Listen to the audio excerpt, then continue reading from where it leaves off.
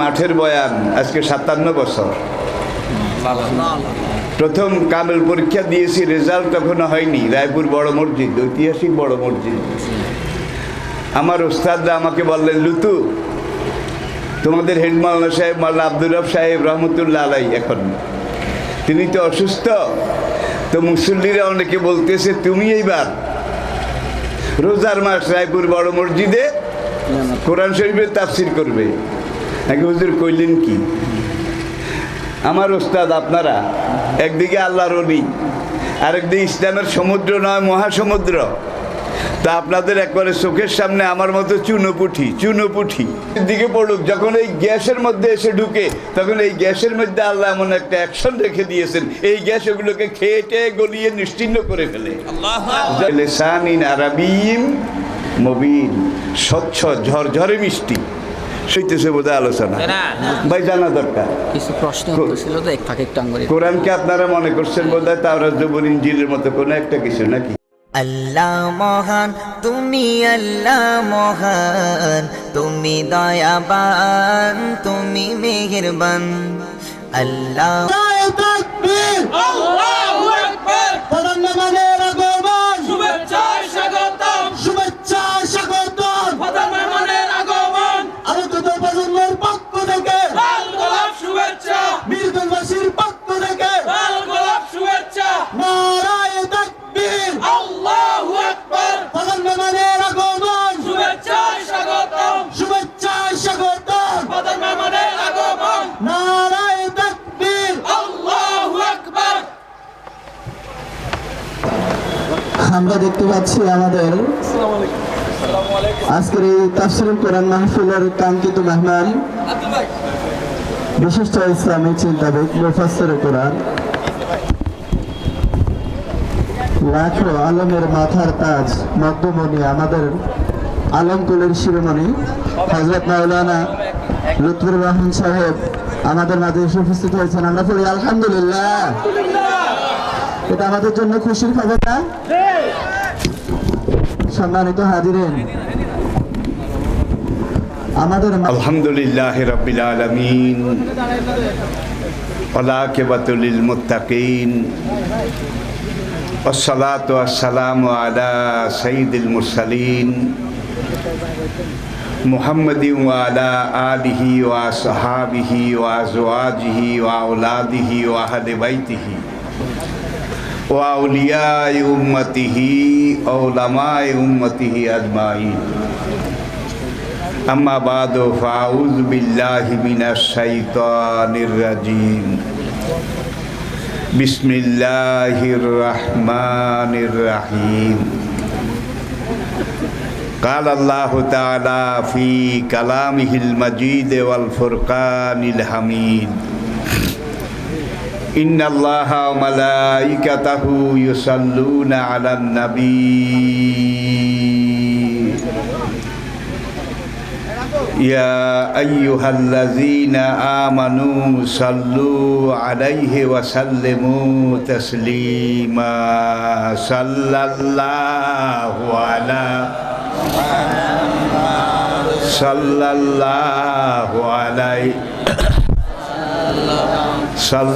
সাল্লাল্লাহু আলা মুহাম্মদ সাল্লাল্লাহু अलैहि वसल्लम। वे तेरी मेराज थी के तू लौह कलम तक पहुँचा, वे तेरी मेराज थी कि तू लौह कलम तक पहुँचा, और ये मेरी मेराज है कि मैं तेरे कदम तक पहुँचा। बलगलूला कशफत दुजा बिजमालिही हसनत जमीउ खिसालिही सल्लल्लाहु अलैहि वालिही। मुहतरमी मुकर्रमी जनाब सभापति साहेब, ग्यारह कदर वाजिबुल एहतराम हजरात नाइब रसूल उलमाए किराम, फजला व मुरब्बियान एज़ाम, উপস্থিত সকল স্তরের বয়সের পর্যায়ের দ্বীনের আশিকিন, আল্লাহ এবং আল্লাহর রাসূলের মুহিব্বিন, কালোজয়ী চিরন্তন পথের দিশা মহাগ্রন্থ কোরআনে হাকিমের সাথে মোতাল্লিকিন, আমার প্রাণপ্রিয় এলাকাবাসী ভাইয়েরা, মুহতারামা পর্দার আড়ালের মা ও বোনেরা, আসসালামু আলাইকুম ওয়া রাহমাতুল্লাহ। শুরুতে আমি বিশ্ব নিয়ন্তা সর্বপ্রদাতা আলেমুল গাইব আলা কুল্লি শাইইন কাদির ফাআলুল লিমা ইউরিদ আন্নাল কুওয়াতা লিল্লাহি জামিয়া লা তা'খুযহু সিনাতুন ওয়ালা নাওম। শুকরিয়া আদায় করছি, শুকরগুজারি করছি ওই মহান রব্বুল আলামিনের, যিনি আমাদের রব, আমাদের একমাত্র রব, আমাদের জীবনের একমাত্র সব, আমাদের জীবন মরণ, আমাদের জীবনের উন্নতি অবনতি, আমাদের জীবনের হাসি কান্না, আমাদের রিজিক, আমাদের ইজ্জত, আমাদের হায়াত, আমাদের মওত, আমাদের জীবনের সব কিছুর মালিক একজন। তিনি কে? আল্লাহ, আল্লাহ রাব্বুল আলামিন। তাহলে আসুন আমরা সবাই মিলে একবার আল্লাহ পাকের শুকরিয়া আদায় করি। আপনারা কি রাজি আছেন? তাহলে সকল প্রকার জড়তা, দুর্বলতা, সংকীর্ণতা, আবিলতা, হীনমন্যতা ঝেড়ে ফেলে সবাই ইমানের বলে বলিয়ান হয়ে জজবা ইশক এবং মহব্বতের আমেজ মিশিয়ে সমস্বরে বুলন্দ আওয়াজে আকাশ বাতাস মুখরিত করে, নিজকে উজাড় করে, বিলীন করে, বীর বিক্রমে সিংহ গর্জনে বজ্র বিদ্যুতের মতো ফেটে পড়ে উল্লাসের সাথে আওয়াজ তুলে একবার পড়ুন আলহামদুলিল্লাহ। আমি আপনাদেরকে বেশিক্ষণ কষ্ট দেব না, অভয় দিচ্ছি। আর আমি নিজেও পুরানো গামছা, এটা দিয়ে মুখও মোছা হয়, শরীরও মোছা হয়, আবার পাও মোছা হয়। বয়সটা এখন মহাগ্রন্থ আল কোরআন যেটাকে বলেছে আরজালিল উমর, জীবনের একটা পর্যায় পর্যন্ত শুধু বাড়তি বাড়তি বাড়তি, এরপরে শুরু হয় ঘাটতি ঘাটতি ঘাটতি, একবারে বাড়তি।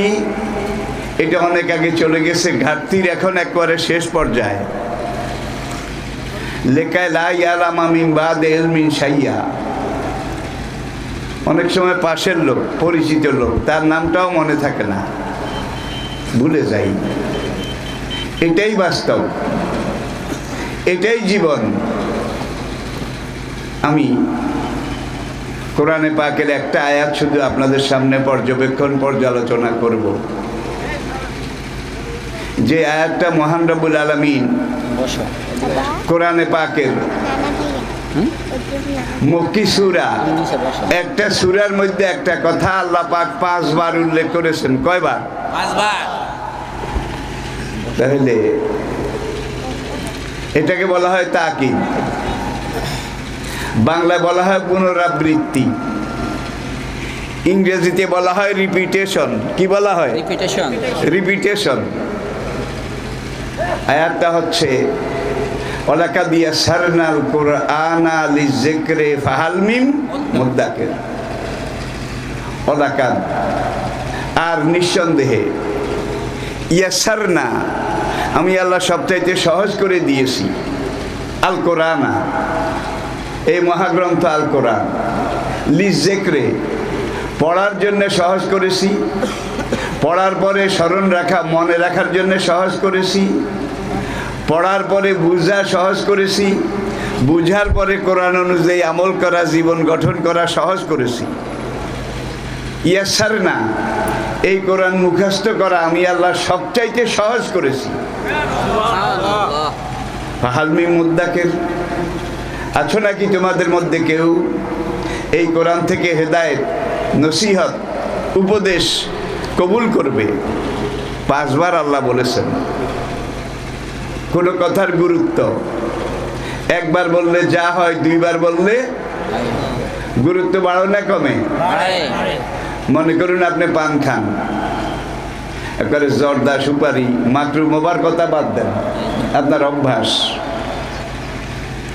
তো গত সপ্তাহে পানের সাথে যে চুন খান, চুন শেষ হয়ে গেছে,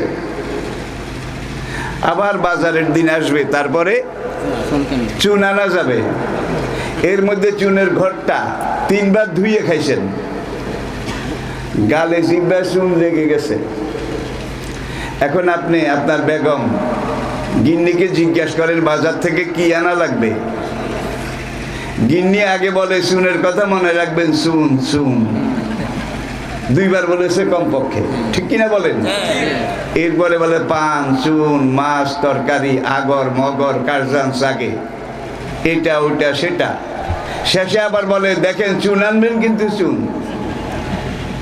চুন একেবারে গাল পুড়ে গেছে, দাগ লাগাই দিয়েছে। আপনি বাজার দিকে রওনা করেছেন, কদ্দূর যাওয়ার পরে ছোট্ট একটা 4-5 বছরের বাচ্চা ছিল। আপনার বেগম ওই বাচ্চাটাকে পাঠায় দৌড় দে, তোর আব্বাকে চুনের কথা আবার একটু, এরকম হয় নাকি হয় না? বাচ্চা গিয়ে পিছন থেকে ডাকে আব্বা আব্বা, আপনি দাঁড়ালেন। আম্মু বলেছে অবশ্যই মনে করে চুন আনবেন কিন্তু চুন চুন চুন। বাচ্চাটাও 3 বার কয়। এটা হলো কথন ভঙ্গি, বচন ভঙ্গি। তাহলে রিপিটেশন বা তাকিদ, এক কথাকে একাধিকবার বলা, এটার মানে হচ্ছে কথার গুরুত্ব বেশি বোঝানো এবং বুঝা, ঠিক কিনা বলেন? তাহলে এই কোরআন তেলাওয়াত করতে চাইলে তেলাওয়াত করা সহজ, মুখস্থ করতে চাইলে মুখস্থ করা কঠিন, নাকি? এই যে সেই দিন কক্সবাজারের তানজিমুল উম্মাল মাদ্রাসা, একটা ছেলে, ওর বয়স 7 বছর, মাত্র 6 মাসে 30 পারা কোরআন মুখস্থ করে ফেলেছে, মাত্র 6 মাসে। এটা আল্লাহ যদি মুখস্থ করা সহজ করে না দিতেন, ইয়াসার না, যদি আল্লাহ সবচাইতে সহজ করে না দিতেন, এটা সম্ভব হতো না। টেকনাফ থেকে তেঁতুলিয়া পর্যন্ত বাংলাদেশে যেখানে যাবেন, হাটে ঘাটে, গ্রামে বন্দরে কন্দরে, রাস্তার পাশে একদিকে তালিমুল কোরআন মাদ্রাসা, আবার তাহফিজুল কোরআন মাদ্রাসা, হাফিজিয়া মাদ্রাসা আছে না নাই? শুধু ছেলেদের জন্য আগে ছিল, এখন মেয়েদের জন্যও, মেয়েদের জন্য হাফিজিয়া মাদ্রাসা। আর একটা ছেলে বা মেয়ে, একটা সন্তানকে যদি আপনি 30 পারা কোরআনের হাফেজ বানিয়ে রেখে দুনিয়া থেকে যেতে পারেন, কবর থেকে একবারে জান্নাতের দরজা পর্যন্ত আপনার নাজাতের সবচেয়ে বড় উপায় হবে, উসিলা হবে এই সন্তান। টাকা পয়সা, গাড়ি বাড়ি আজ আছে কাল নেই, জমিদারি, আপনার মোজাক করা বাড়ি, আপনার শান শওকত, আপনার ব্যবসা বাণিজ্য, আপনি চলে যাবেন, এগুলো থেকে যাবে। আপনার 2 চোখ বন্ধ হলেই আপনার এই বিশাল সম্পদ, এটা নিয়ে কাক শকুনেরা কামড়া কামড়ি করবে। কি কে কদ্দুর নিতে পারে? আপনার সাথে কোনটা যাবে? এই জায়গা জমি, গাড়ি বাড়ি, টাকা পয়সা, ধনরত্ন। আর যেই টাকা পয়সা বিদেশে আরামে থাকার জন্যে দেশ থেকে পাচার করে বিদেশি নিয়ে বাড়িঘর করেছেন, সেগুলো বোধহয় কাজে লাগবে? জোরে বলেন। বরং দায় আরো বাড়বে। ভাত খেয়েছেন কি দিয়ে? ডাল ভাত। ডাল ভাত, এক কথা হিসাব শেষ।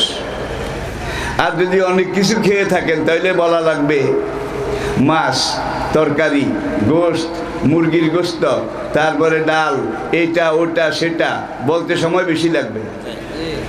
মুফাসসিরিনে কেরাম ব্যাখ্যা দিতে গিয়ে বলেছেন সকল আম্বিয়া কেরাম জান্নাতে যাওয়ার 500 বছর পরে সুলাইমান আলাইহিস সালাম তিনি জান্নাতে যাবেন। এটার কারণ কি? মালপানি বেশি ছিল, রাজত্ব ছিল কি লাইয়ামবাগি লেহাদিন বাদি। সুলাইমানের মতো এত বিশাল রাজত্ব সম্পদ আল্লাহ কাউকে এর আগেও দেননি, কিয়ামত পর্যন্ত দিবেনও না। ঠিক কিনা বলেন? শুধু মানুষের উপরে নয়, পশু পক্ষী, কীট পতঙ্গ, পিঁপড়া, মশা মাছি, উলানি, জিন, দৈত্য, দানব, সব কিছুর উপরে নবী সুলাইমানকে আল্লাহ রাজত্ব দান করেছিলেন। ঠিক কিনা বলেন? তো সম্পদ বেশি ছিল, যার জন্য হিসাবটা লম্বা হয়ে যাবে, যার জন্যে পরের বাড়ি পরের জায়গা ঘর বানাইয়া আমি রই, আমি তো সেই ঘরের মালিক নই। ঠিক কিনা বলেন? আপনার এই জায়গা জমি, আপনার এই টাকা পয়সা, আপনার এই ধন সম্পদ, এগুলো কোনোটার আপনি মালিক নন, আপনি কেয়ারটেকার। কয়েকদিনের জন্যে এটাকে নাড়াচাড়া করছেন।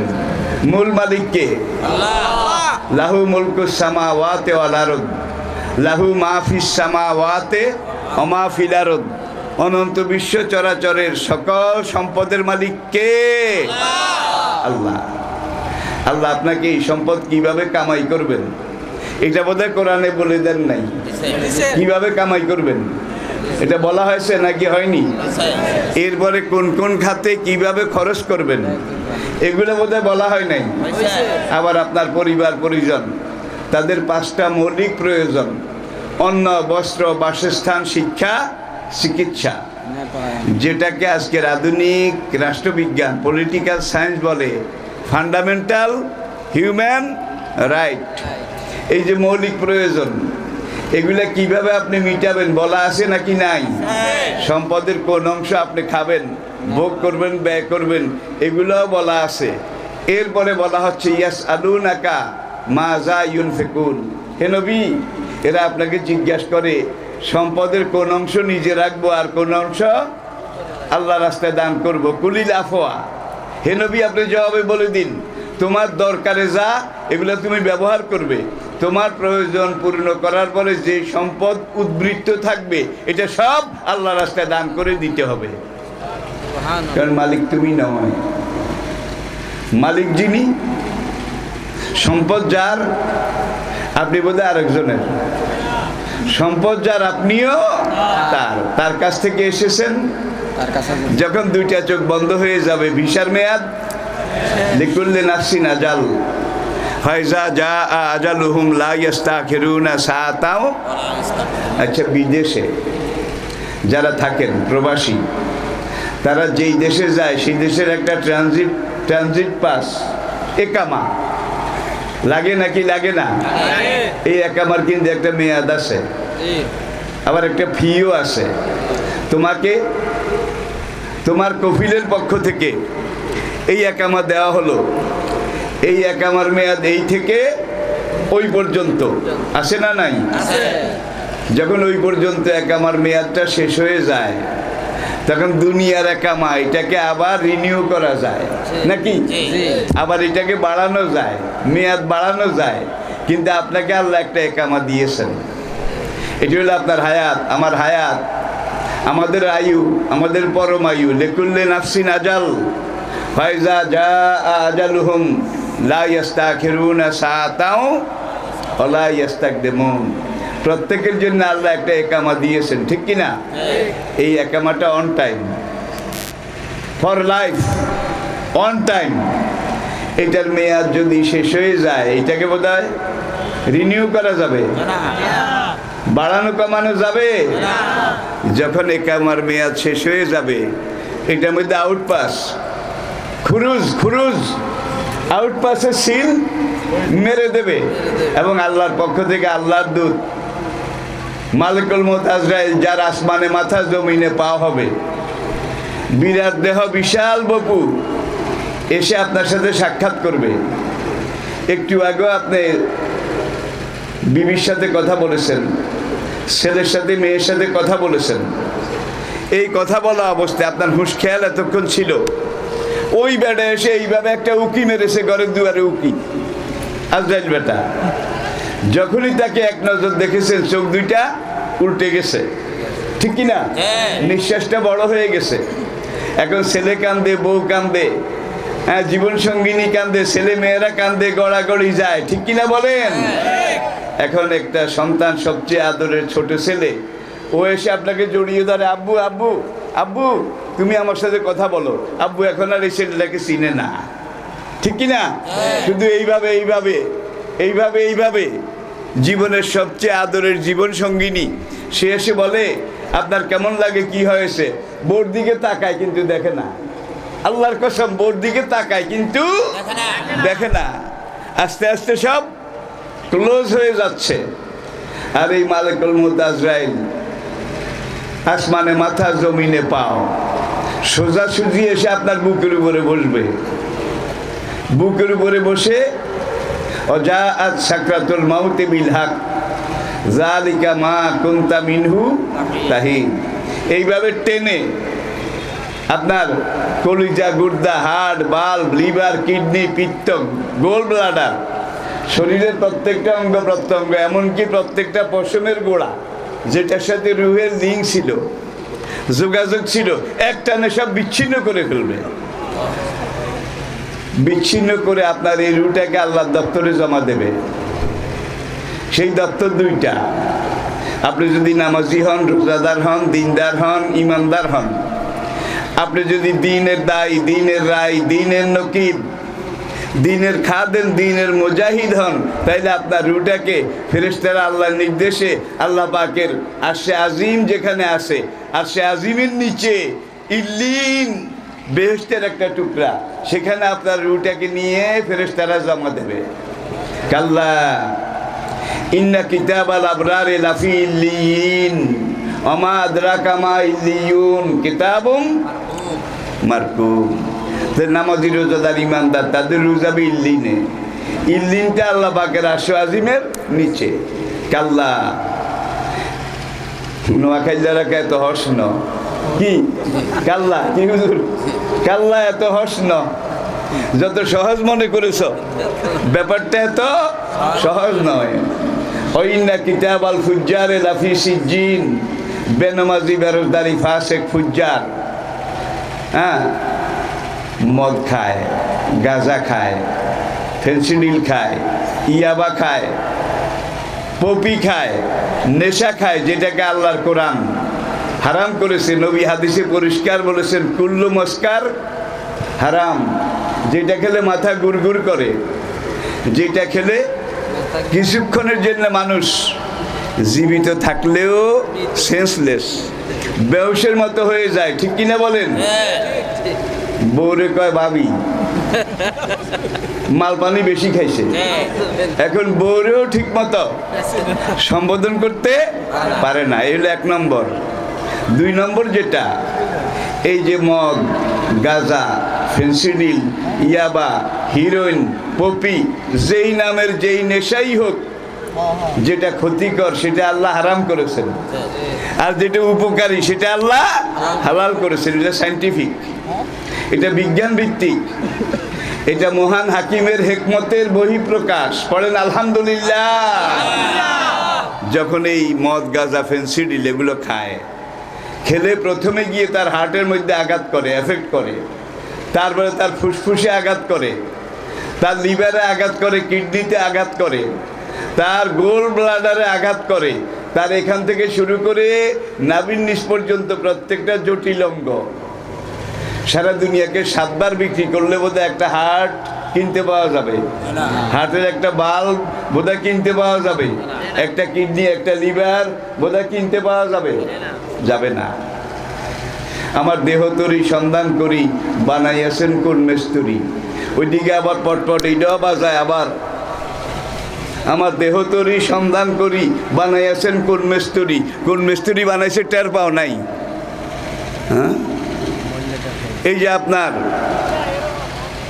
পায়ের তলা থেকে মাথার তালু পর্যন্ত আপনার শরীরের ভিতরে এত নিয়ামত, এত মহামূল্যবান অঙ্গ প্রত্যঙ্গ, ফিজিক্যাল অর্গান আল্লাহ পাক তৈরি করে দিয়েছেন, যেগুলোর তুলনা দুনিয়ার কোনো কিছুর সাথে করা সম্ভব নয়। আমার দেহ তৈরি সন্ধান করি বানাইয়াছে কোন মেস্তরি। নামাজও পড়ে না, রোজাও রাখে না, দিনও মানে না, 6 মাসে একবার গোসলও করে না, কিনার দিয়ে হেঁটে গেলে বুড়া পাঠার গন্ধ আসে। হুজুরের মারফতে ভরপুর, হুজুরের পুরা শরীরটা মারফতে ভরপুর। আসলে মারফত না, মারে পথ। দুনিয়ার পথ মারে, আখিরাতের পথ মারে, ঠিক কিনা বলেন? মান তারাকা সালাতা মুতাআম্মিদান ফাকাত কাফারা। হেলায় খেলায় অবজ্ঞা অলসতা করে বিনা ওজরে, ওজর থাকলে ভিন্ন কথা, এক ওয়াক্ত ফরজ নামাজ যে তরক করলো মুতাআম্মিদান ইচ্ছা করে, ফাকাত কাফারা, নিঃসন্দেহে সে কাফেরের পর্যায়ে পৌঁছে গেল। ওয়াকালা রাসূলুল্লাহ সাল্লাল্লাহু আলাইহি ওয়াসাল্লামা আল ফারকু বাইনাল মুমিনি ওয়াল কাফিরি তারকুস সালাহ। মুমিন আর কাফের, ইমানদার এবং বেঈমান দুইজন মানুষের মধ্যে পার্থক্য নিরূপণ করে একটাই ইবাদত, সেটা হলো নামাজ। যে নামাজ কায়েম করে, সালাত আদায় করে, সে মুমিন। আর যে সালাত আদায় করে না, নামাজ তরক করে, ছেড়ে দেয়, সে কাফের, সে বেঈমান। তো হুজুর নামাজ না পড়লে কি হবে? আসলে আমার ইমান ঠিক আছে, এমন মানুষ তো সংসারে নাই। ওর ইমান আসলে বেহায়া। ওর ইমানকে মেথর সুইপারের ঝাড়ু দিয়ে পিটাইলেও যায়ও না, নষ্ট হয় না, ঠিক কিনা বলেন? লাবিসিনা ফিহা আহকাবা। আল্লাহু আকবার। সূরা নাবার এই মেসেজ, এই বারতা মুফাসসিরিনে কেরাম ব্যাখ্যা দিয়েছেন। আর তাফসিরে ইবনে আব্বাস থেকে এই ব্যাখ্যা, সাহাবা, তাবি, তাবে তাবি, এরপরে কুরুনে সালাসা, 3 প্রজন্ম, সেখান থেকে 4 ইমাম, যুগ যুগ ধরে কাল পরম্পরায়, মানুষ পরম্পরায় আমরা যেই ব্যাখ্যাটা পেয়েছি, সেখানে বলা হয়েছে লাবিসিনা ফিহা আহকাব। হুকবাতনের বহু বচন, হুকবা, জিমের পরে হা, 2 নাক্তা আলা কাব বা গলতে, হুকবা। 1 হুকবা 3,88,00,000 বছর। 1 হুকবা কোন দিনের, কোন মাসের? যে আখিরাতের একদিন দুনিয়ার 1000 বছরের সমান হবে। কানা ইয়াউমুহু আলফা সানাতিন কামা তাউদ্দুন। তোমরা যেভাবে হিসাব করো, পরকালের একদিন কি দুনিয়ার একদিন, আর পরকালের একদিন তুলনামূলকভাবে পরকালের একদিন দুনিয়ার 1000 বছরের সমান। তাহলে যে লোকটা 60-70 বছর হায়াত পেয়েছে, সে কয় হাজার বছর বেঁচেছে? একেবারে ক্ষীণ, দুর্বল। 1 ওয়াক্তের জন্যে 80 হুকবা। I repeat, attention please. 1 ওয়াক্তের জন্য 80 হুকবা। 1 হুকবা হইল 3,88,00,000 বছর। এটারে 80 দিয়ে পূরণ করেন, কত হুকবা খাইছে? তাহলে 1 ওয়াক্তের জন্যে যদি এত হুকবা হয়, 1 ওয়াক্ত যে পড়ে না, তার কত হুকবা? ওর তো হুকবাই নাই। হুকবার কথা বলে আর লাভটা কি হবে? তবে মানেন বা না মানেন, স্বীকার করেন বা না করেন, এই হুকবা আপনার আমার সামনে আছে। এই ইল্লিন আমাদের সামনে আছে। সিজ্জিন, আধুনিক বিজ্ঞান আজকে সিজ্জিনও খুঁজে বের করেছে। আপনারা আমার জুমার খুতবার মধ্যে হয়তো কেউ শুনে থাকতে পারেন, সিজ্জিন কোথায় আর ইল্লিন কোথায়। সিজ্জিন 7 তাবক জমিনের নিচে, রাশিয়ার Kola super deep bore hole, Kola super deep bore hole, সেখানে খনি। এটা খোঁজ করার জন্য তারা যে গর্ত করেছিল নিচের দিকে, তারা ড্রিল মেশিন দিয়ে গর্ত করে করে 22 কিলোমিটার নিচে গেছে। 22 কিলোমিটার। রাশিয়া এবং সাইবেরিয়ার মাঝখানে যে জায়গাটা, যেই খনিটা তারা খনন করেছে, 1974-এ খনন শুরু করেছে, 2004-এ খনন কাজ শেষ হয়েছে। 74 সালে মাটির কয়েকটা স্তর তারা অতিক্রম করেছে, অনেকগুলো স্তর। শেষ 22 কিলোমিটার। তার নিচে গিয়ে যে স্তরটা পেয়েছে জমিনের, এই স্তরটা গ্যালভানাইজ আয়রন, গ্যালভানাইজ লোহা, যে লোহায় মরিচা ধরে না, সেই লোহা এবং এক ধরনের পাথর লোহা এবং পাথর গলায় এটাকে ঢালাই করা হয়েছে। এবং জমিনের এই শেষ এই স্তরটা, যেটার নিচে সিজিন, যেটার নিচে সিজিন, এখানে গিয়ে তারা নিচের দিকে যেতে পারে না। যেই মেশিন যত পাওয়ারফুল শক্তিশালী মেশিনে লাগাইলে ক্র্যাক করে মেশিন ক্র্যাশ হয়ে যায়। অনেক মেশিন তারা পাল্টাইছে। সেখানে গিয়ে তারা পাইছে টেম্পারেচার, তাপমাত্রা 6000 ডিগ্রি সেলসিয়াস। 6000 degree Celsius. 2200 ডিগ্রিতে লোহা গলে, কি পাকা লোহা, এটাকে 2200 ডিগ্রি উত্তাপ দিলে সঙ্গে সঙ্গে পানি হয়ে যায়। তারপরে এগুলা দিয়ে কলকবজা মেশিন, মেশিনারি পার্টস এগুলা তৈরি হয়, আপনারা জানেন।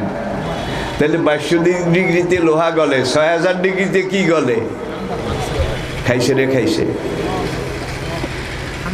অনেক মেশিন দিয়ে তারা চেষ্টা করলো। চেষ্টা করার পরে যখন দেখলো আর ভিতরে যাওয়া যায় না, কোনো চেষ্টা কাজ হয় না, তারা উপরে মেসেজ পাঠালো, মেসেজ যে আমাদের এই অবস্থা, আমরা এই পর্যন্ত এসেছি, এখানে তাপমাত্রা 6000 ডিগ্রি। এখন এখানে আমরা একটা জমিনের শেষ স্তর যেটা পেয়েছি, টেম্পারেচার 6000 ডিগ্রি, কিন্তু যে শেষ জমিনের স্তর এটা কিন্তু গরম হয় নাই। দেখছেন আল্লাহ কি পারে, ওইটা গরম হয় নাই। এরপরে উপর থেকে আরো শক্তিশালী মেশিন পাঠানো হলো, আরো শক্তিশালী মুভিং ক্যামেরা পাঠানো হলো। এই ক্যামেরা যখন 22 কিলোমিটার নিচে, Kola super deep bore hole নামটা মনে রাখবেন, পত্রপত্রিকা এসেছে, ম্যাগাজিনে এসেছে, দুনিয়ার অনেক ম্যাগাজিনে এই রাশিয়ার এই কোলা সুপার, এমনকি মাসিক মদিনাতেও এসেছে। আপনারা দেখে নিলে আরো বিস্তারিত জানতে পারবেন।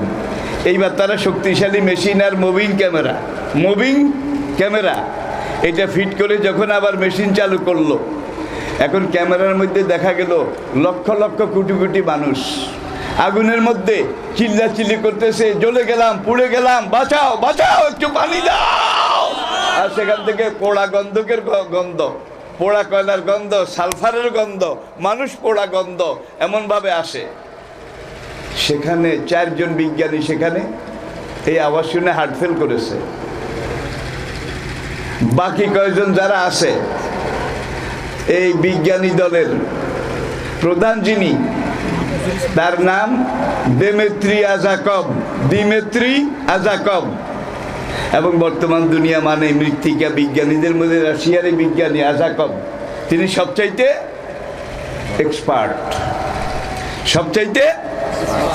এক্সপার্ট।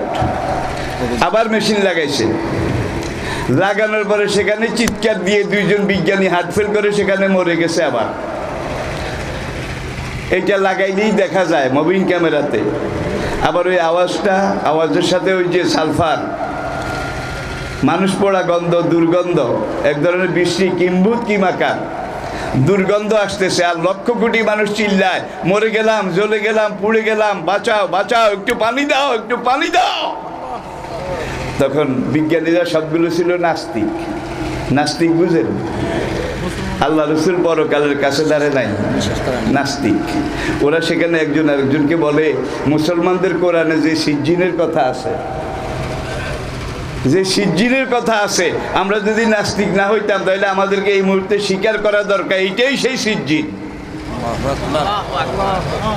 তারা ভয় পেয়ে উপরে উঠে আসলো।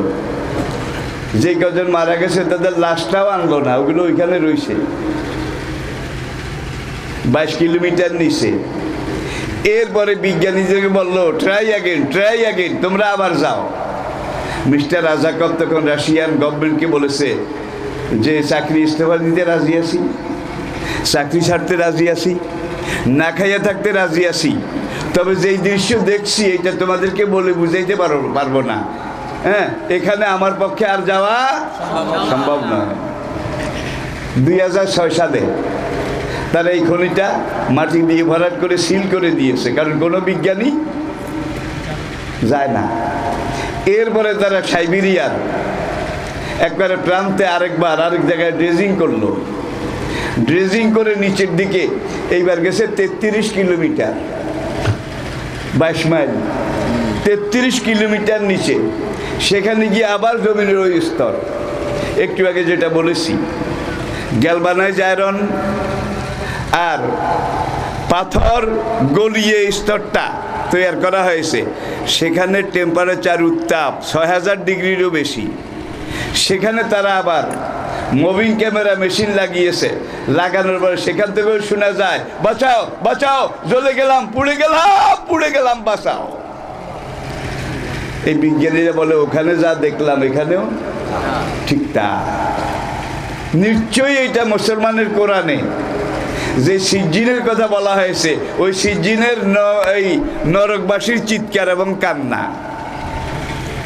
তাহলে আল্লাহ কিছু নজরিয়া যুগে যুগে মানুষকে, আজকের বিজ্ঞান যত ম্যাচিউর্ড হচ্ছে, বিজ্ঞান যত পূর্ণতা পাচ্ছে, ততই কোরআন যেই কথাগুলো 1500 বছর আগে বলেছে, বিজ্ঞান এগুলোকে স্বীকার করে মেনে নিতে বাধ্য হচ্ছে। কিতাবুল ঈমানের ওই হাদিসটা, লা ইয়াবকা ফিল আরদে বাইতে মাদারিন আলা আবারিন ইল্লা আদখালাহুল্লাহু কালিমাতাল ইসলাম বিআজ্জি আজিজিন অবিজিল্লে জাদিদিন। এমন একটা সময় আসবে যখন দুনিয়ার বাইতে মাদারিন আলা আবারিন, প্রত্যেকটা পাকা ঘর এবং কাঁচা ঘর, অর্থাৎ ধনী গরিব কুড়ে ঘর, প্রত্যেকটা ঘরে ইসলামের এই বিপ্লবী দাওয়াত পৌঁছে যাবে। এবং ইসলামের এই বিপ্লবী দাওয়াত দুনিয়ার এক প্রান্ত থেকে আরেক প্রান্তে যখন পৌঁছা শুরু করবে, বেশ যে আজিজিন, যারা ইসলামের দিকে এগিয়ে আসবে আমি আল্লাহ তাদের ইজ্জত বাড়ায় দেব। হবে জেল্লে জালিলিন, আর যারা এটা প্রত্যাখ্যান করবে আমি তাদেরকে দুনিয়াতেই বেইজ্জত করতে করতে সুম্মা তুরাদ্দুনা ইলা আলিমিল গাইবে ও শাহাদাতে ফায়ুনাব্বিউকুম বিমা কুনতুম তা'মালুন। এগুলা বাদ দিছে। প্রশান্ত মহাসাগরে একটা জায়গা আছে, এই জায়গাটার নাম মারিয়ানা ট্রেঞ্চ। মারিয়ানা ট্রেঞ্চ, খাঁড়ি বুঝেন তো, খাঁড়ি। প্রশান্ত মহাসাগরের তো তল এত গভীর, এত নিচে, মাইলের পর মাইল।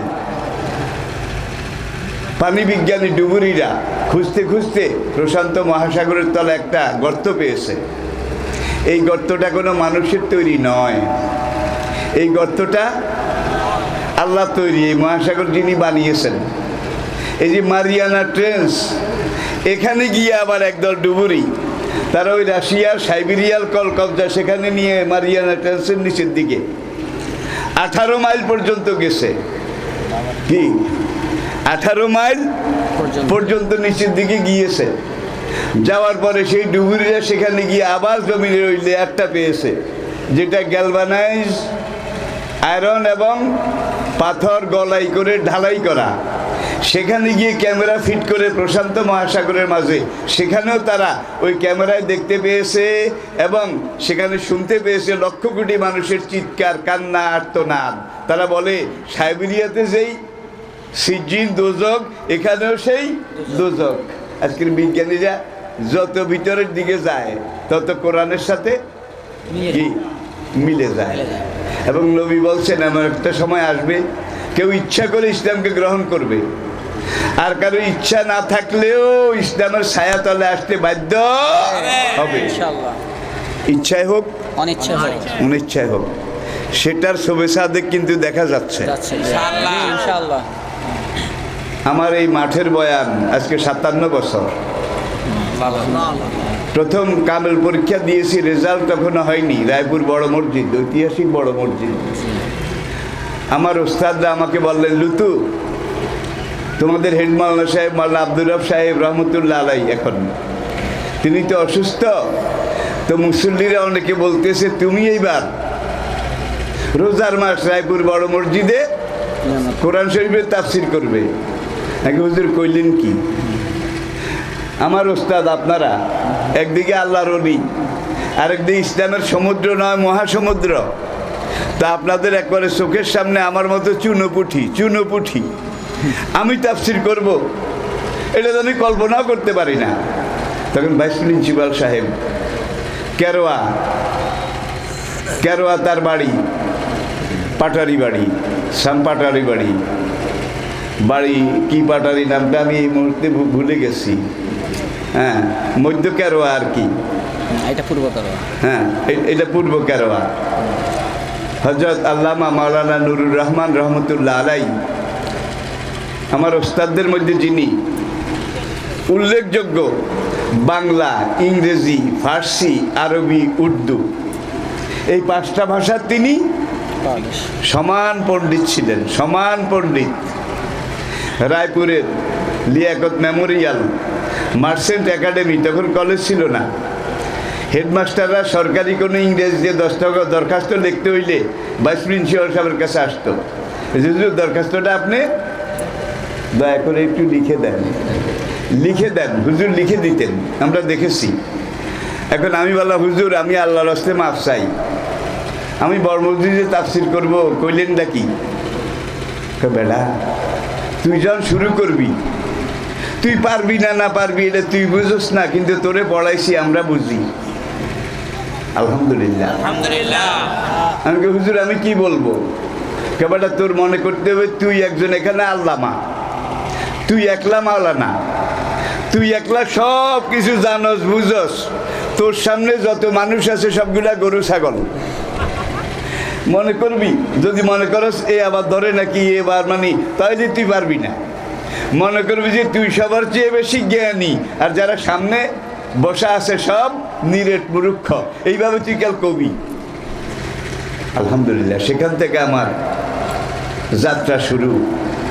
আজকে আমি জীবনের বেলাভূমিতে, তো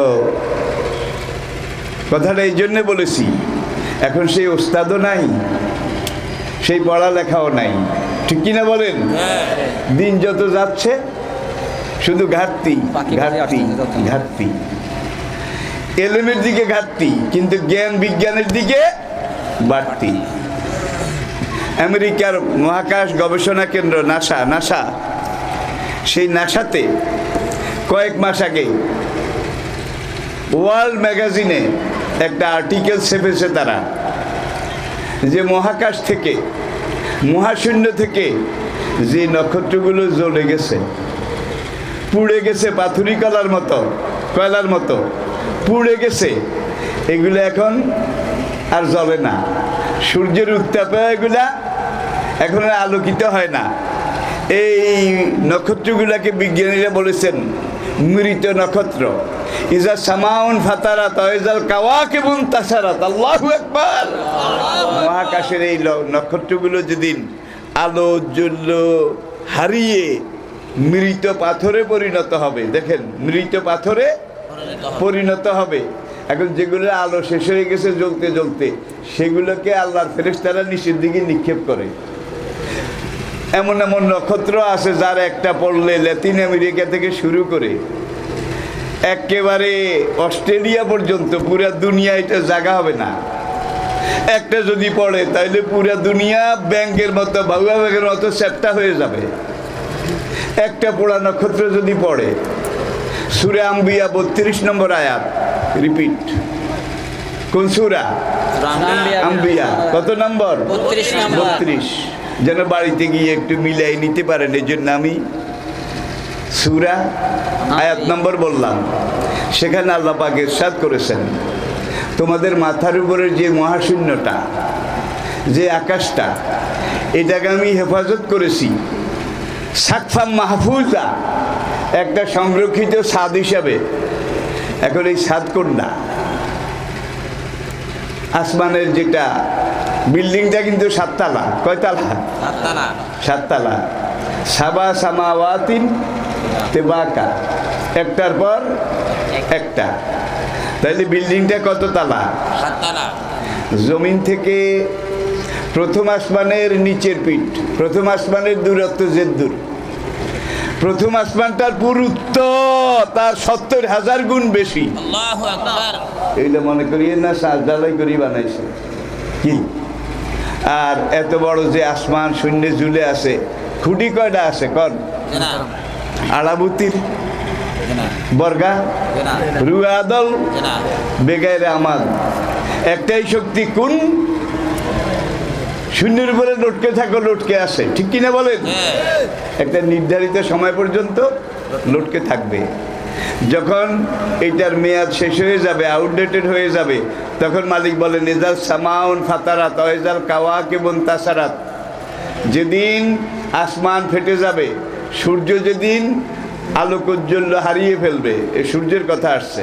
অজালনা সেরা যাও অহাজা, মহাশূন্যে আমি একটা বড় চেরাগ, প্রজ্বলিত চেরাগ, এই সূর্যকে আমি বানিয়েছি অহাজা, যেটার উত্তাপ বিকিরণ সবচাইতে বেশি। আর এই সূর্যের আলো চাঁদে পড়লে চাঁদ জ্বলে, নক্ষত্রে পড়লে নক্ষত্র জ্বলে।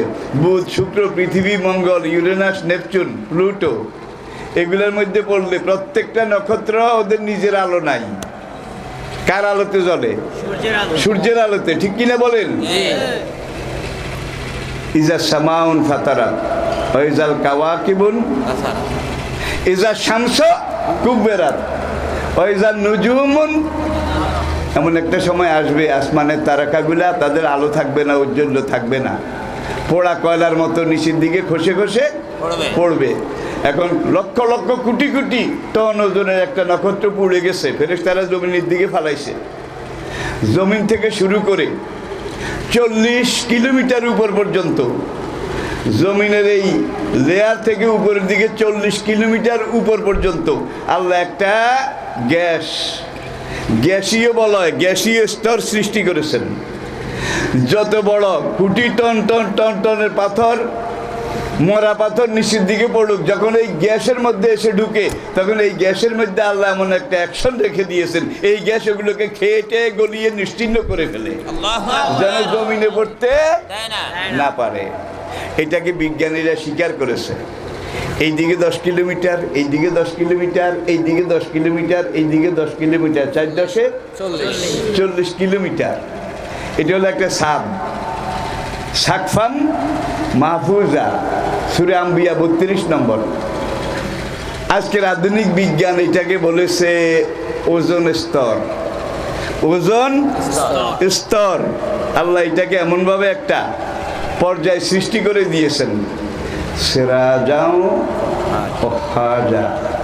একদল বিজ্ঞানী সূর্যের উপরে গবেষণা করেছে, আর তারা আজকে গবেষণার গাইডলাইন হিসাবে কোরআন, যে কোরআনে এই আয়াতেই বলেছে সূর্যের এই উত্তাপ, এই ঔজ্জ্বল্য, এত হ্যান্ডম, এত ক্ষমতা।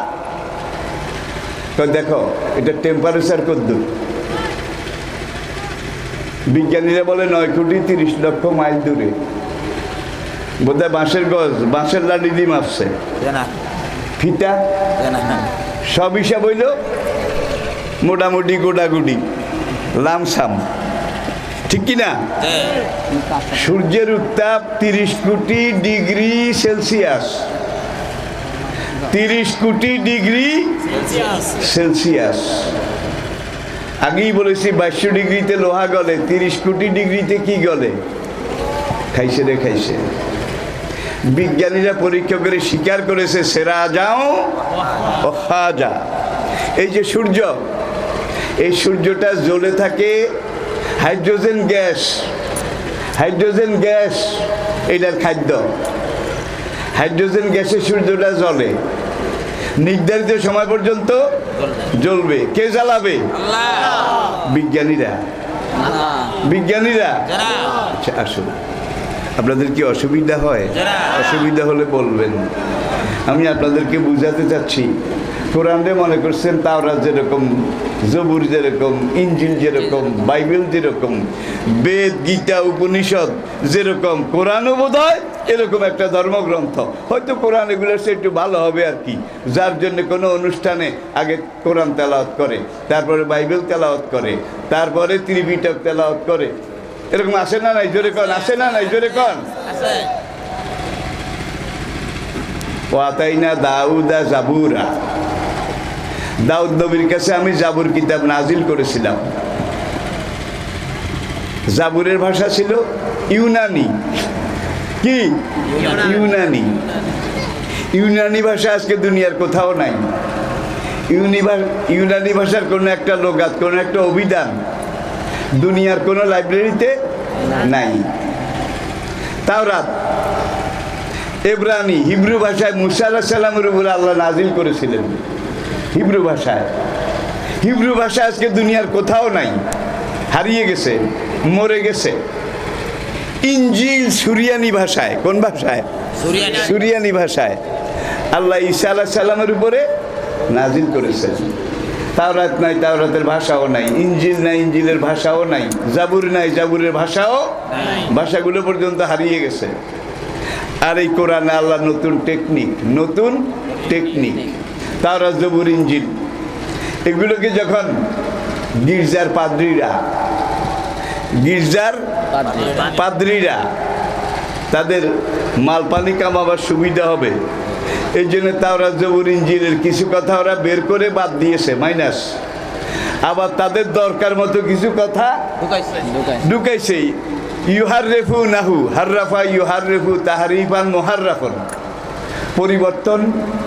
পরিবর্তন, সংযোজন, বিয়োজন, এইভাবে করতে এখন তাওরাত নামে যেটা আসে এটা তাওরাতের কলঙ্ক। জাবুর নামে যেটা আছে জাবুরের কলঙ্ক। ইনজিল নামে যেটা আছে ইনজিলের কলঙ্ক।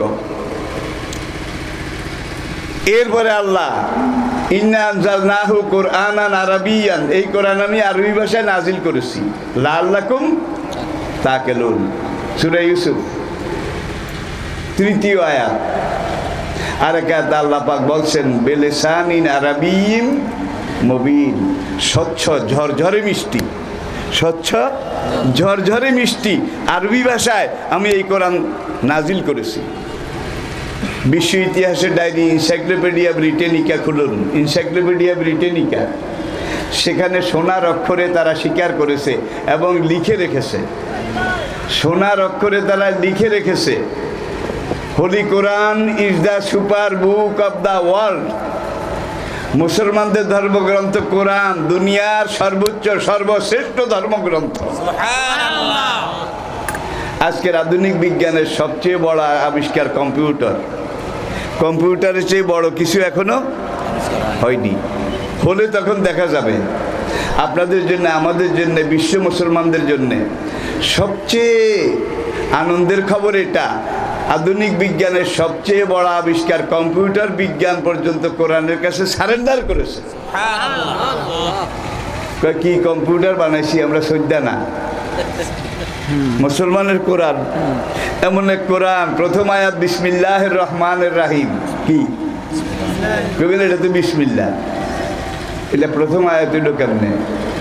সূরা নামলে যান, ইন্নাহু মিন সুলাইমানা ওয়া ইন্নাহু বিসমিল্লাহির রহমানির রহিম। তাহলে এটা কোরআনের মাঝখানের একটা আয়াত, বিসমিল্লাহির রহমানির রহিম। আর কোরআনের শুরুতে, প্রত্যেক সূরার শুরুতে আল্লাহ পাক এই বিসমিল্লাহির রহমানির রহিম এটাকে রাজকীয় সিল হিসাবে ব্যবহার করেছেন। বিসমিল্লাহর মধ্যে আরবি অক্ষর 19টা।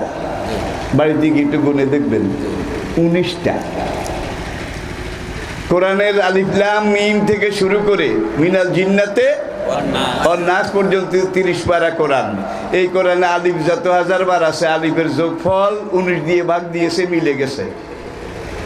বা যত হাজার বার আছে পুরা কোরআনে, এগুলা যোগ দিয়েছে, যত হাজার বার হয়েছে 19 দিয়ে ভাগ করছে, মিলে গেছে। এইভাবে ইয়া পর্যন্ত প্রত্যেকটা অক্ষরের যোগফল 19 দিয়ে ভাগ করলে মিলে যায়। কোরআনের পাকের আরেকটা জায়গায় আল্লাহ পাক বলছেন ওয়ালাইহা তেসাতা আশার, সর্বোপরি 19, তদুপরি 19। অসুবিধা হয়?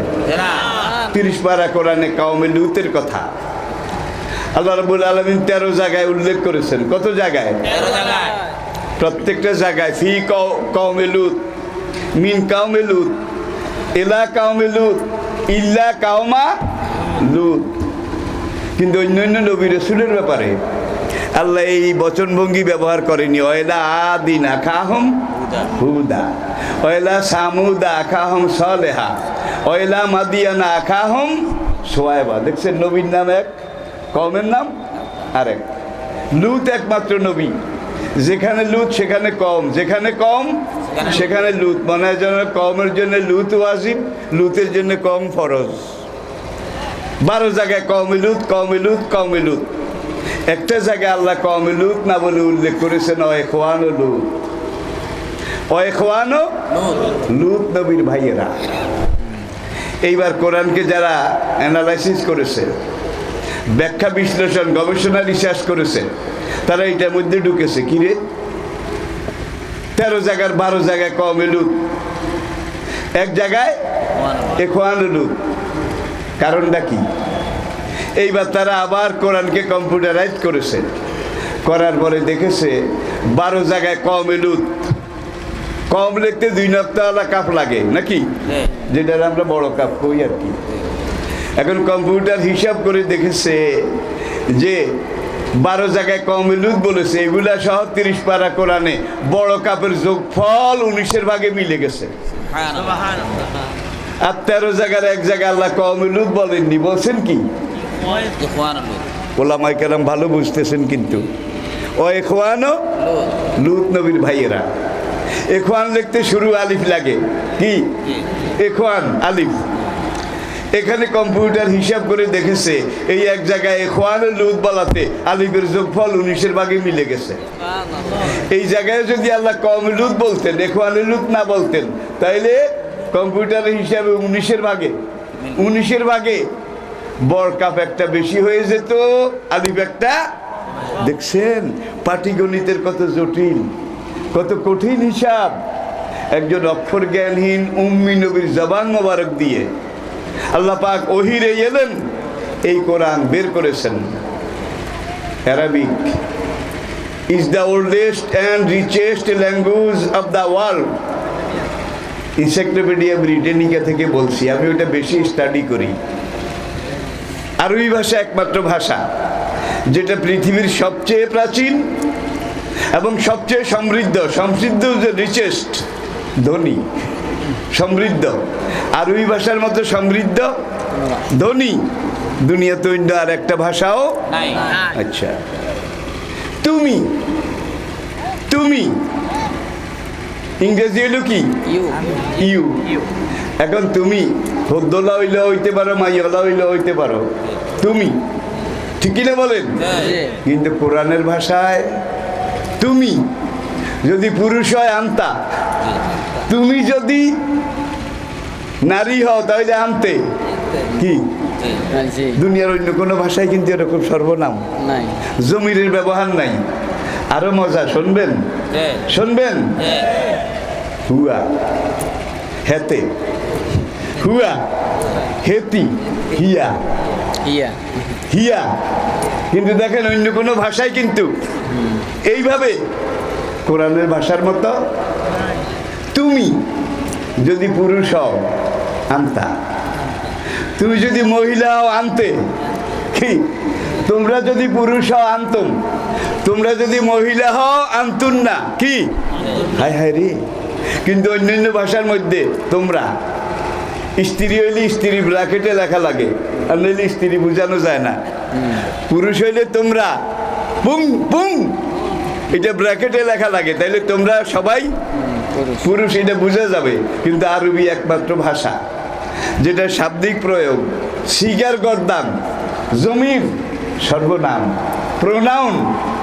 দেখেন তুমি, তোমাকে, যদি তুমি মহিলা হও তাহলে কে, আর যদি তুমি পুরুষ হও তাহলে কা। কি তোমরা যদি তোমাদেরকে এটা যদি বলা হয় তাইলে কুম পুরুষের জন্যে, আর তোমরা যদি মহিলা হও কুন্না, দেখছেন ইয়া পুরুষ হইলে উসলুক সোজা আঁটি যাও, আর যদি সোজা আঁটি যাও সে যদি পুরুষ না হয় মহিলা হয় তাইলে কোরআন কয় উসলুকি কুল, পুরুষের কয় খাও, আর মেয়ে যদি হয় তাইলে বলতে হবে কুলি অশ্রাবি, কুলি। কঠিন হইতেছে বোধহয় আলোচনা, ভাই জানা দরকার। কিছু প্রশ্ন ছিল তো এক ফাঁকে একটু আঙ্গুরে কোরআনকে আপনারা মনে করছেন বোধহয় তাওরাত জবুর ইনজিলের মতো কোনো একটা কিছু নাকি? আল্লাহ এই কোরআন কেন আরবিতে নাজিল করলেন? কারণটা কি? আদমের ভাষা ছিল আরবি, কি বেহেশত থেকে এসেছেন, বেহেশতের ভাষা কি?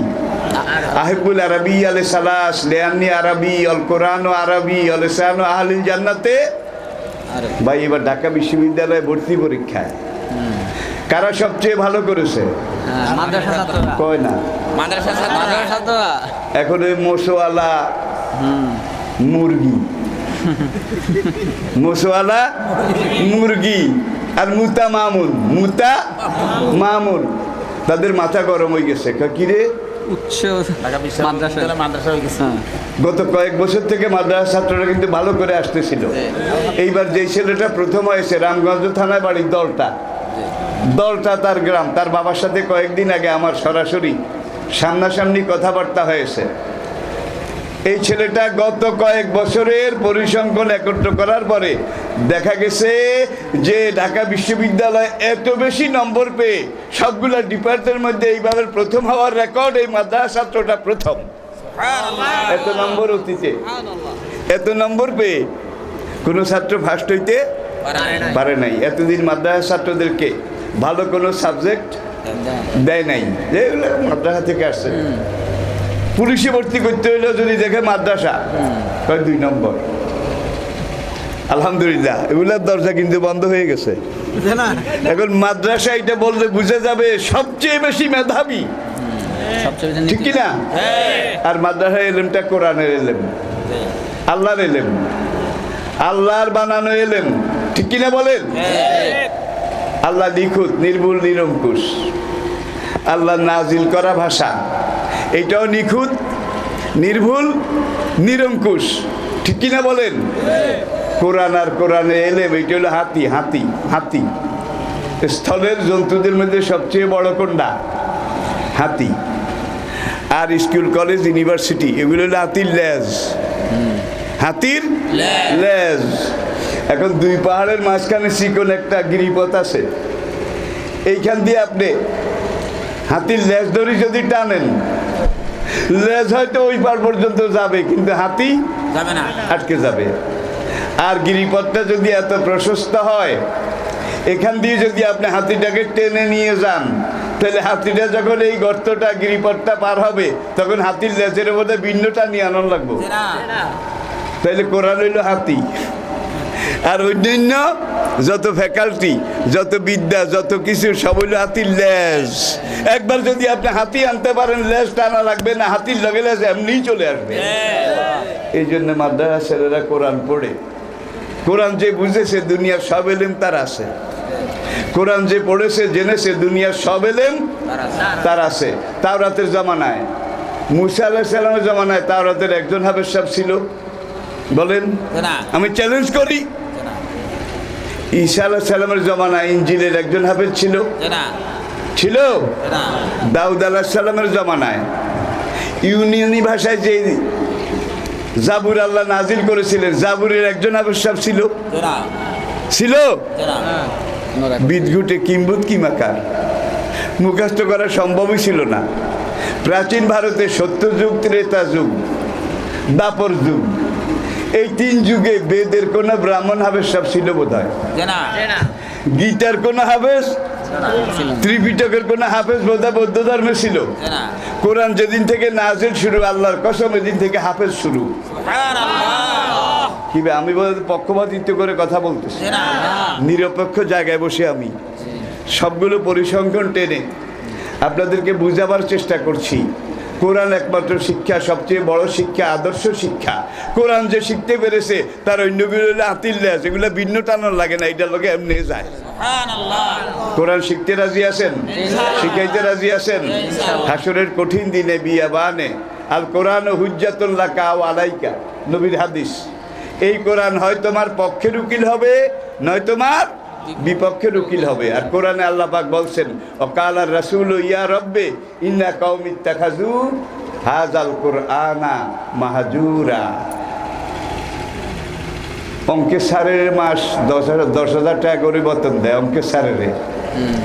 ইংরেজি স্যারের মাস 10,000 টাকা করে দিয়ে প্রাইভেট পড়ায়, সপ্তাহ 3 দিন। আর কোরআন এগুলোর মধ্যে নাই। 2-1 যা কোরআনের জন্য হুজুর একজন রাখে, হুজুরের মাস 300 টাকা, তাও 6 মাস 7 মাস বাকি। আছে না নাই? আছে না নাই? তাইলে মুসলমান দাবি করি, কিন্তু আমাদের কোরআনের সাথে যদি এই আচরণ হয়, আল্লাহর কসম আমরা আগাইতে পারবো না।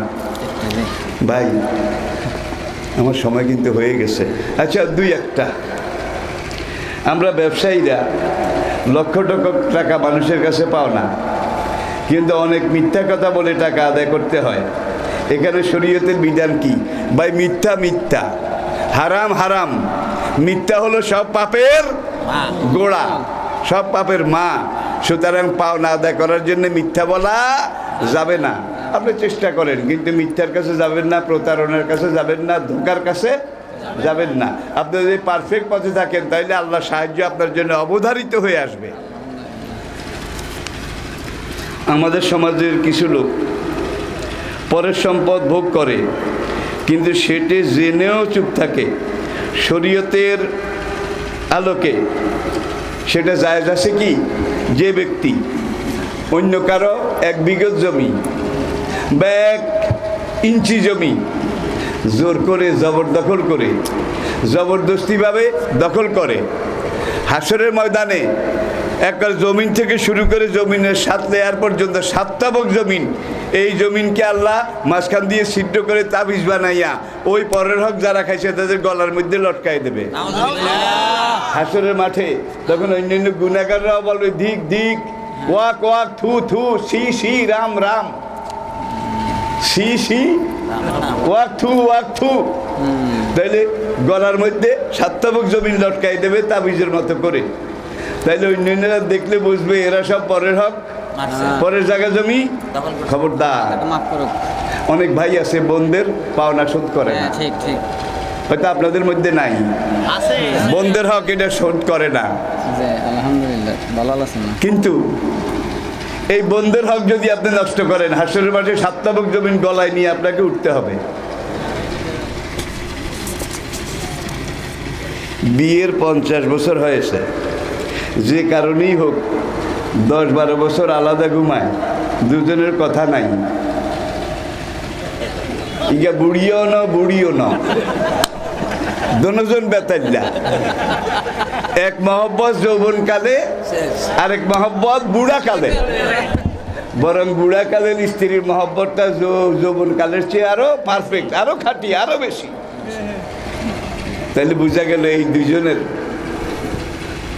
খেলা জমে না আর কি। সন্তানেরা কষ্টে আছে, মা বাবাকে বুঝাতে পারে না। এই অবস্থায় তাদের মরণ হলে কি হবে?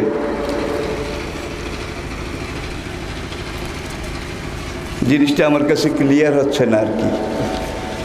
ইসলামের দৃষ্টিতে মহিলাদের যে কোনো পেশায় অংশগ্রহণ জায়েজ কি না? হ্যাঁ জায়েজ। শরীয়তের হিজাব, শরীয়তের পর্দা, শরীয়ত সীমারেখা, হুদুদুল্লাহ, এটা মেনে ইরানের মেয়েরা জঙ্গি বিমান চালায়। ইরানের মেয়েরা বোরকা, হেজাব, নেকাব পরে জঙ্গি বিমান চালায়, ট্যাঙ্ক চালায়।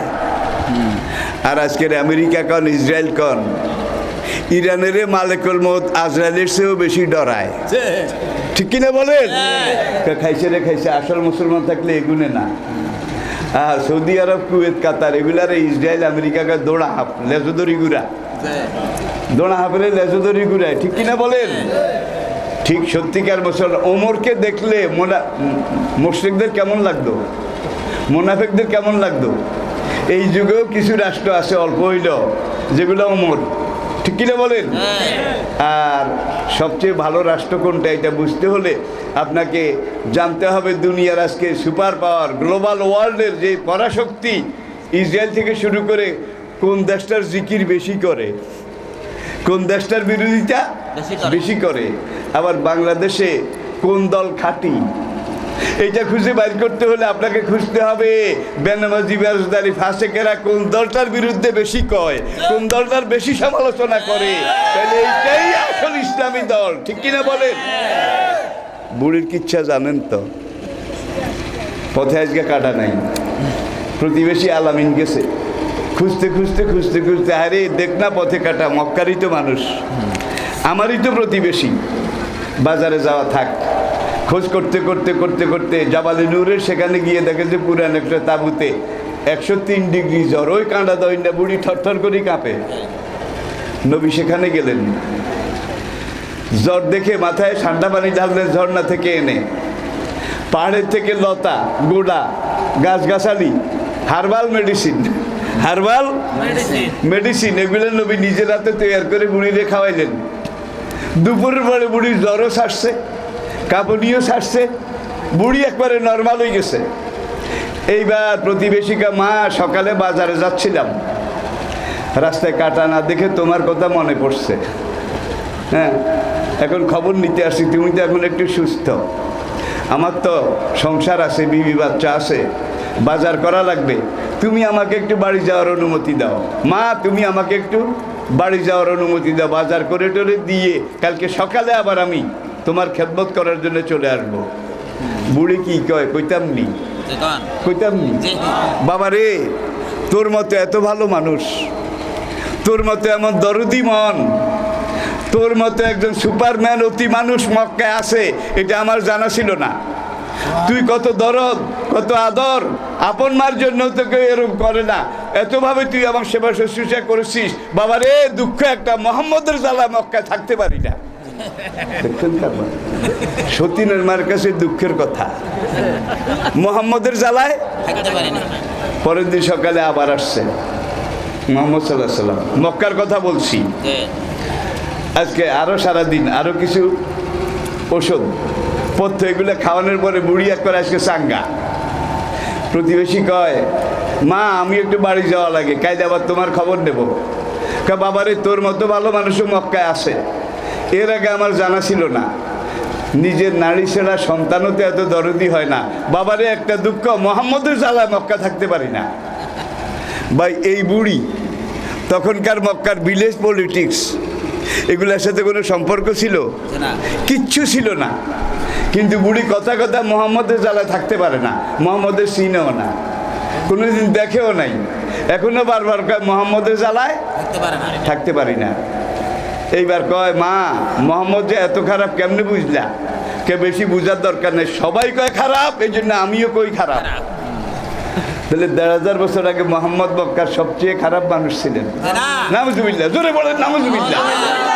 আবু জেহেলরা যার বিরোধিতা বেশি করে, যার জিকির বেশি করে, কোনো কানে চুরি হইলে কয় হেতারা, মূর্তির পায়ের উপরে কোরআন শরীফ রাখলে কয় হেতারা, এই ডইলে কয় হেতারা, এই ডইলে কয় হেতারা, এই ডইলে কয় হেতারা। ভূতের চেহারা যেমন নির্বোধ অতি ঘোর, যা কিছু হারায় গিন্নি বলেন কেষ্টা বেটাই চোর। এইটা করেছে কে কেষ্টা, ওইটা করেছে কে কেষ্টা, এইটা করেছে কে কেষ্টা। তখন কিছু তদন্ত গুতে গেছে, যখন দেখলো কেষ্টা ইয়া ধারে কাছেও নাই। যারা এগুলা করছে সব নিজেকে মানুষ, সবাই মুখ বন্ধ হয়ে গেছে। ঠিক না বে ঠিক? জোরে কারণ ঠিক না বে ঠিক?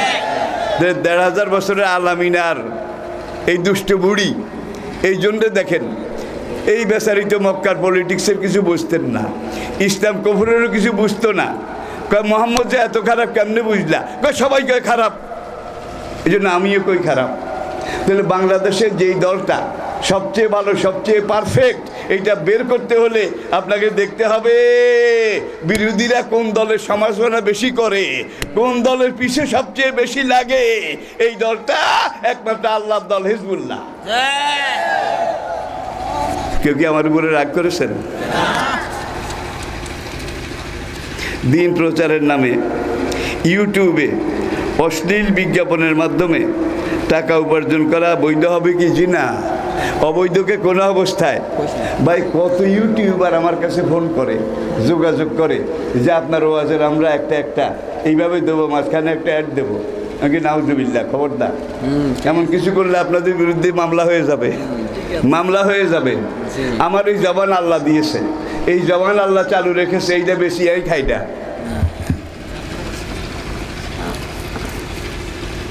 বিয়েতে দেড়মোহর বাকি দেখা যাবে কি? হ্যাঁ, অবস্থার প্রেক্ষিতে। যদি আপনি চান কিছু নগদ দেবেন, কিছু সারা জীবন, আজীবন সময় নেবেন, লাইফ টাইম আস্তে আস্তে পরিশোধ করবেন। মুআজ্জাল আর মাআজ্জাল কাবিনে দুইটা কথা আছে, নগদ আসেনি? জোরে কন। কিন্তু আপনি জোর করেই বাসর রাইতের মধ্যে ভোরে বেতালে আটকাইছেন, এমন জায়গাত নিয়ে আটকাইছেন। কয় ক মোহরানা মাফ করবি কি না ক, আর নইলেই গেলাম।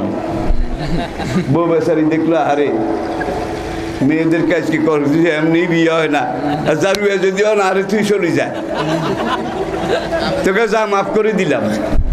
খবরদার, মাফ হবে না, মাফ হবে না। কোনো রকমের ডিপ্লোমেসি, কোনো রকমের প্যাসপোস মাফ হবে না। ঠিক, এটা পরের হক, পরের হক। এই বিবির মহারানা আপনাকে অবশ্যই আদায় করতে হবে, এটা ঋণ, ঋণ। 5 লাখ 10 লাখ। ও ভাই, আর বিয়ার মহারানা হয়েছিল 10,000, 10,000 টাকা। হ্যান্ডলুম স্যান্ডলুম কম ছিল না। রায়পুর আলিয়া মাদ্রাসার নির্বাচিত ছাত্র সংসদের ভিপি ছিলাম। জমিয়তে তালেবা আরবিয়ার চট্টগ্রাম বিভাগীয় সভাপতি ছিলাম। আলাদা ইসলামী সংগঠন, সেটারও প্রধান ছিলাম। রায়পুরে ইট পাথরও আমাকে চিনত, বুড়া মানুষ যারা, তারা কিছু জানেন, ঠিক কিনা বলেন? তা আমার মহারানা 10,000 সারা জীবন দিতে পারি না। কয়েক বছর আগে নগদ টাকা 1 লাখ দিয়ে কইলাম, বিয়ে হয়েছে এত বছর আগে, মহারানা তো দিই না, 10,000 টাকা আসছিল, ধরো 1 লাখ দিলাম, 10 গুণ আর কি, 10 গুণ। বউ কাল আসে, এইটা কি কইলেন? আমি কই না, এটা ফরজ। যদি মোহরানার মধ্যে খেয়ানত করেন, আল্লাহর আইনে আপনাকে হাসরের আদালতে দাঁড়িয়ে হিসাব দিতে হবে।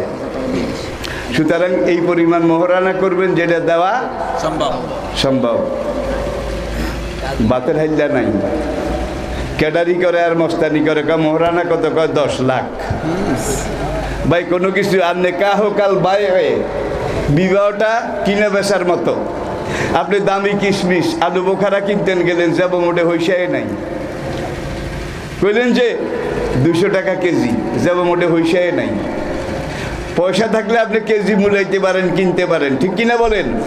সুতরাং তৌফিকের বেশি, ফুটানির জন্যে মোহরানা বেশি করা, এটা কোনো কোনো ইমাম অবৈধ বলেছেন, কেউ হারাম বলেছেন, কেউ নাজায়েজ বলেছেন।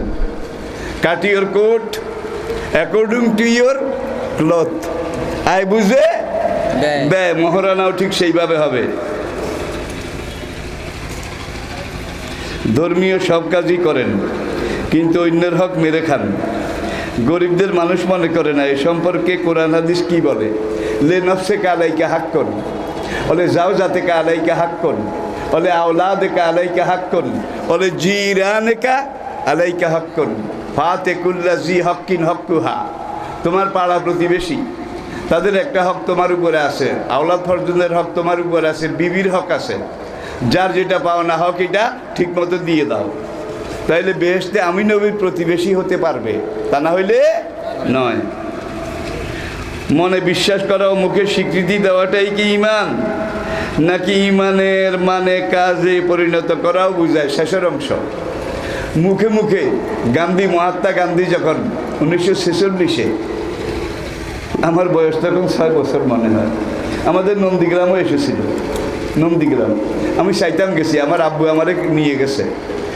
দুইজন লগে কুমারী মেয়ে, 2 মেয়ের কান্দে 2 হাত, আর মেয়ে দুনুগারা তো ওই দুদালা সাগি দুগা। আমি আব্বু এই বুড়িয়া চুল নাই, দাড়ি নাই, এই বুড়িয়া মেয়েগো গায়ে হাত দিয়ে আনে কেন? কয় বুড়িয়া আঁটতে পারে না এই জন্য। ছাগল আবার কেন? কয় বুড়িয়া ছাগলের দুধ খাই বাসে।